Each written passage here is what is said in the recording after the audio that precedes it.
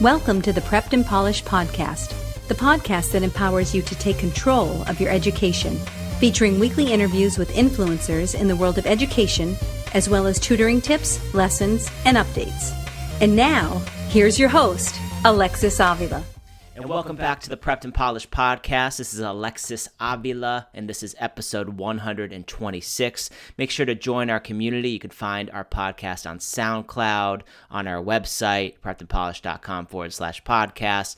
And check us out on Facebook, Twitter, Google+, Instagram, YouTube. Just type Prepped and Polished. And also go to our site, preppedandpolished.com, for more info and sign up for our free ACT essay course on the front page of our website. And if you have a question or reaction during or after the podcast, email me at radio@preppedandpolished.com and I'll get back to you. Today on episode 126, I'm talking to Jessica Yeager, who's CEO and founder of Impress the Ivies. And I came away very impressed with this Ivy League graduate. Jessica Yeager is a graduate of Harvard and MIT, and as a senior in high school, she gained acceptance to Harvard, MIT, Yale, Stanford, Cornell, and Columbia. Her students have gotten into elite schools like Harvard and Carnegie Mellon. And on today's episode, Jessica gives us tips on how to craft an application that Harvard will want to see. And, you'll also learn an insider's perspective on what makes Harvard the #1 school in the world.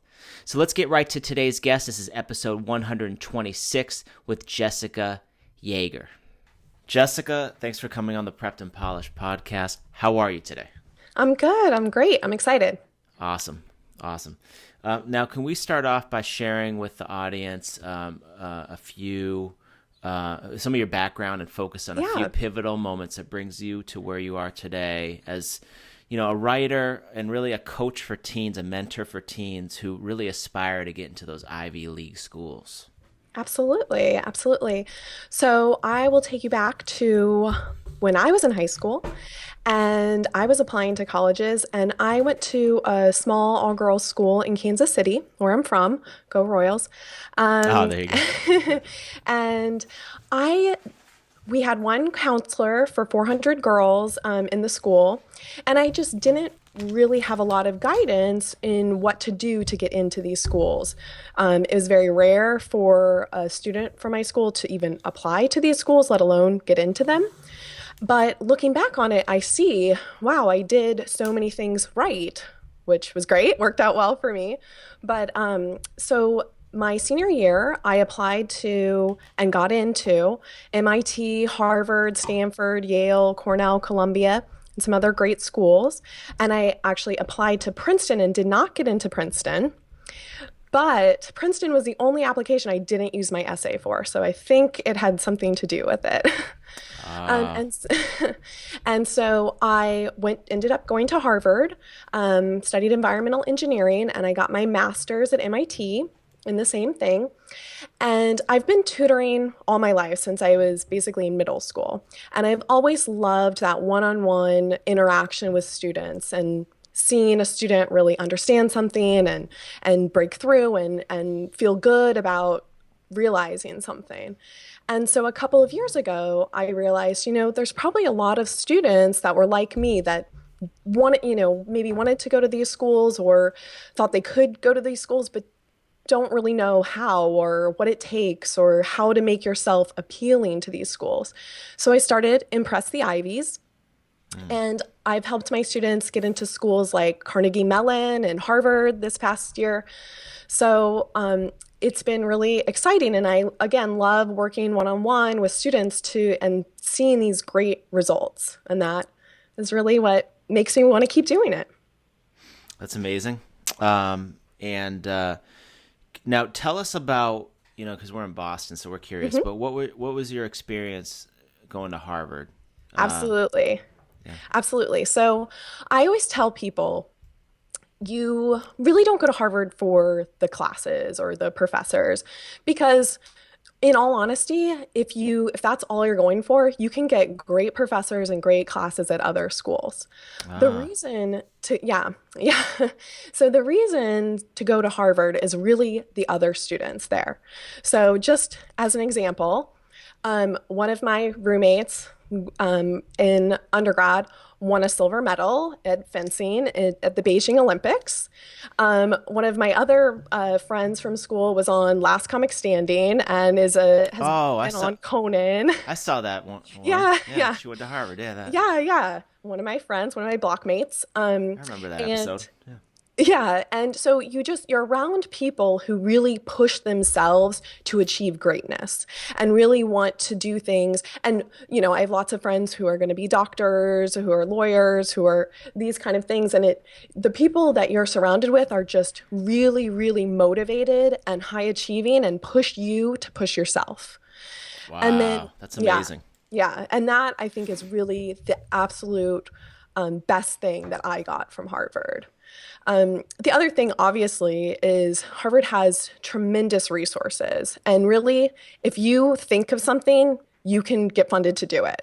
So Ah, I, I wanted to study Brazilian ethanol for my senior engineering design project. So I got a grant to go to Brazil for a month and live with a host family and study Brazilian ethanol. And that's something that not every school can do for you. Not every school has the resources to basically make whatever idea in your head come true. so I mean, this is like exactly a great answer because you gave us like a real insider tip that we wouldn't know if we didn't go to Harvard. So that Yeah. was awesome. So what now? I mean, we probably could draw the lines here, but was Harvard a hard school for you? So Give us your rating. yeah. So I would say this is what I tell people because people ask this all the time, as I'm sure you would imagine. If you can get into Harvard, you're going to do fine at Harvard. Okay, fair enough. That's my line on it. I mean, it really depends on what major or concentration, because Harvard has a special name for everything, obviously, what you do. So I was engineering, so that had at least four more class requirements than the any other major there. So that's going to be it means you're taking more classes and it's more science and math classes. But if you're like a psych major, for example, your required classes are significantly lower. I think there was like 8 fewer required courses. So it totally depends on your major, just like any other school. But if you get into Harvard, there's so many resources available to you too, because Harvard wants its students to succeed. They want their students to graduate within 4 or 5 years. So it's really, I wouldn't say, I had to work day and night just to get through Harvard at all. I think it's really doable. And what about the level of difficulty of Harvard compared to level of difficulty of MIT?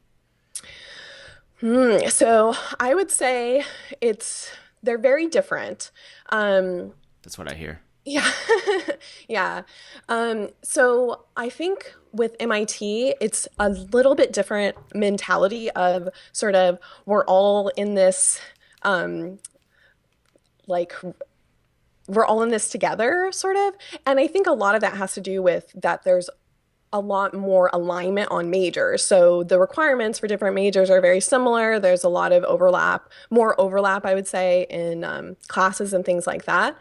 But overall, I would say, again, if you can get into MIT, you're going to do fine there. Yeah. It's not, and I would say, like, I know MIT, for example, their freshman year, they sort of don't have grades freshman year, or they don't have, it's a little more recognizing that this is going to be an adjustment for a lot of people. So there are some things that they take into account that sort of dramatic change from high school to college. Okay, great.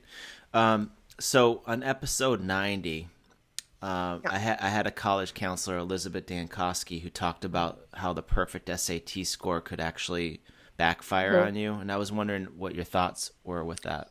Absolutely. It's so funny. I actually was talking to Elizabeth and I have the Oh, perfect not antidote for this phenomena. So I would actually very much agree with that statement. mm-hmm. So when I was in high school, I took the ACT and the SAT, but this was back when the ACT wasn't really as accepted as the SAT. And I knew I was applying to schools like Harvard and things like that that needed the SAT. So I took the ACT once and I got a 35 and I didn't take it again. And I was at my high school for the day before the ACT was being taken in June or something. Mm-hmm. And my college counselor came up to me and she was like, "Why aren't you taking the ACT? I thought you would try for that 36." And I was just like, "No, I'm not really like I don't need it for my school." So I didn't really think about it. But Mm-hmm. thinking back, it's like it would have taken me another 100 hours to Mm-hmm. go from 35 to 36. And that's time that I couldn't spend on my big volunteer project I was doing or on my applications themselves, on my essays. So I absolutely agree with that. I think once you're hitting the 33, 34, 35, 36, or above 1500, that's the cutoff. Those little incremental changes at the very top aren't going to make the difference between you getting in and you getting rejected. They just aren't. That time and the time you have to spend to make those incremental changes is a lot. So that time would really be better spent sort of showcasing the unique things that you're going to bring to the school you want to get into, and how you affect the world around you, and how you're going to go out and change the world or do XYZ once you graduate. It's amazing. Just so spot on. So Yeah, now, how does one craft their best college application? absolutely. So, like I said, it's so important to showcase the unique you, your story, how you affect the world around you, how you are going to contribute to colleges. Because a lot of people think this is all about me, and it is all about you, but these schools are also thinking all about them. How are you going to add to their community? How are you going to um, be someone who's like, "Oh, this comedian graduated from Harvard and look how that makes Harvard look," you know? And so you really need to craft your application in a way that tells your unique story and exactly how you are going to make that school better and how you are going to, after that, make the world better. And I think a lot of times students dabble. They do, "Oh, I'm president of 5 clubs. I'm captain of, 3 sports teams." And a lot of times that means that you aren't really going deep into one thing. You're not going to be the math and science girl who cares about the environment. You're not going to be, you don't have a nickname. And it's hard to really understand who you are if you're jumping around. So, what I always do for applications, especially, I really love the Common App. I think it really allows students to focus on the things that are needed and make them really, really awesome. But what I like to do is, so everything should tell your story. Everything should tie back to who you are. So maybe you are an engineering student who has started their own business. Everything should tie back to that. If you have some volunteer work or volunteer project, which I love even more, that should relate to who you are, what your unique spike is, your base, your hook. A lot of times people call it these things, but it's who you are. It's so that anybody can pick up this application and know that it's you right away. That's really, really It's important. amazing. I mean, it kind of ties back to how you said Harvard has the star of different genres. Like, so that you had Right. like a stand-up comedian, you're the star of Kansas City, from the small town, and it's so you want to showcase what really makes you different, because that's that's Exactly. ultimately who they're going to accept. Exactly. Exactly. I mean, going back to the perfect scores, there's too many perfect scores for Harvard to let Yeah. in all the perfect scores.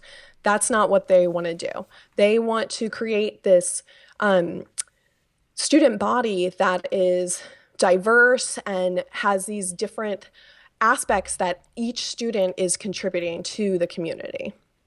And in a way, like you want to go to a school that has the confidence enough to say, look, I'm going to pass up on a boring, Right, dabbler and take somebody right, really interesting with some substance. And it almost makes you think what schools are out there that just takes a straight A boring student. You don't want to be around a bunch of those because is that going to right, bring you to greatness, right. Absolutely. Now, when considering the college application process, what is a surefire way to shoot down your chances of getting into, like, say, a Harvard? Now, we've been talking about this, Right. but what are some common mistakes? Yeah. No, I definitely think the dabbling is very common. That's almost the well-rounded student is sort of the misguided trope that I think a lot of people and parents hear about. Oh, my student needs to be well-rounded. That's not what these schools are looking for. They're looking for a well-rounded student body. So you need to Oh, show that you're going to fill that one niche that they need and only you can fill it. The other thing I think a huge problem is just not giving yourself enough time. If for my college essay, I started it in my English class, that was our very first assignment in August. And that meant I had months to rework it, get it peer reviewed, throw out everything but a sentence, rewrite it. And that's something that it takes time to really craft this amazing application package. Even obviously, it takes time before senior year to get these experiences and things like that. But even senior year, it takes time. You can't wait till the last minute. My Princeton application, I literally wrote the 4 short answers the weekend before, and lo and behold, I didn't get it. ah, So that's also really, really interesting. important. Oh, so I guess they read those things. So that's I know, important right? too. Yeah. So, well, so we all know, like, not everybody can get into Harvard. So how do you advise students who still want to reach for those stars, but know there's a slim chance of getting into Harvard, into that one school? So what are the other options at Yeah. that point? So this is great because I do think there are some people who they so they sort of put their self-worth and all their eggs and it in the Harvard basket, and when they don't get in, that's really, really difficult. Obviously, it's really disenchanting, and it makes those other choices seem less exciting. And it's just not a good way. It's just absolutely not a good way to do it. So I definitely don't think you should think, oh, if I don't get into Harvard, like my life's over or something like that. Absolutely not. It's so much more important what you do with when you're in college than necessarily what college you go to, especially in a lot of careers where you're going to be going to grad school or med school or law school. And a lot of times, med school and law school, business school, it's more important where you go to graduate school, really, than where you go to undergrad from a career perspective. So, what I would always say is one thing, obviously, nowadays student debt is crushing. So financial aid should be a huge factor in what school you go to. I always tell people I went to Harvard for less than my sister went to University of Kansas because these types of schools have great financial aid packages. They meet all your need, 100% of your need. But if you don't go to those schools, don't discount your state school that likely has an honors program and you can do amazingly well in it, be at the very top of your class, and then go to Harvard Law, Harvard Med School, Harvard Business School after that, if that's the career trajectory. So I would say the most important thing to remember is to take advantage of every opportunity available to you at whatever school you go to. And it's Yeah. so much more about really using that time to create an impact and make connections and really do the very best you can at the school you go to, because that's what's going to determine whether you are accomplishing great things afterwards or not. Absolutely. So what do you love best about all the cool work that you're doing right now? I definitely love best working with students one-on-one. I think it's really great when you see someone who they didn't think of things on their own, and they hadn't seen certain things like, oh, have you thought about going to visit the school? Have you contacted the wrestling coach? And it's like, oh, no, I hadn't even thought of that. But I love wrestling, and of course I should talk to the coach there. That's what I really love. I love making those connections with students and seeing them get excited about the process, and instead of it being this like stressful, scary nightmare time, which I know it can be for some people. Yeah. And how can we best get in touch with you? Absolutely. So the best way it would be to go to my website. And if you go to impresstheivies.com/l/prepped-polished, you can sign up for my email list and get a free gift, which is for Prepped and Polished listeners. That includes my free ultimate guide to the Common App, plus a load of extra stuff to make that, to make it really easy. That would be the best way to get in touch with me. Oh, thanks so much. We're excited about that. We love free goodies, but especially yours. Teenage years. Okay, so they're we got a lot of teenage listeners, overwhelming time in one's life. They're looking up to you today. So, any bits of words of wisdom before they cross that bridge to young adulthood? Sure. I think the most important thing, just like I said, my favorite part of Harvard and what I felt was the most impactful part was the people around me. It's so, so important to understand that the people you surround yourself with are going to have a huge impact on what you do now and in the future. So if you surround yourself with people who want to achieve great things and want to change the world, who want to do really well in school, all of these things, it's going to really encourage you and make it so much easier for you to do those things. And if you surround yourself with negative people and people who don't care about school, who don't care about helping their neighbor, that's going to affect you. That's going to be one less motivation for doing those great things with your life. So I think that's really, really important. Awesome. Let's have you back on the show. This is fantastic. Jessica, thanks for coming on the Prepped and Polished podcast. Appreciate your time. Yeah, no problem. Thanks. It was great. And this wraps up our show today. This was episode 126 with Jessica Yeager of Impress the Ivies. Check out Jessica's website, impresstheivies.com. I hope you enjoyed episode number 126. Episode 127 is coming next week. It's our next tutoring tips episode. And for another related conversation, check out podcast episode number 90. Our podcast episode number 90 with Elizabeth Dankosky. She talks about how the perfect SAT score can backfire on you. And to access episode 90, today's episode, and all of our podcast episodes, preppedandpolished.com/podcast. Thank you for joining the Prepped and Polished, us and the Prepped and Polished podcast. Now go out there and take control of your education. You've been listening to the Prepped and Polished podcast. For more information, check out preppedandpolished.com. Also, you can follow us on Facebook and Twitter. Thanks for listening. Class dismissed.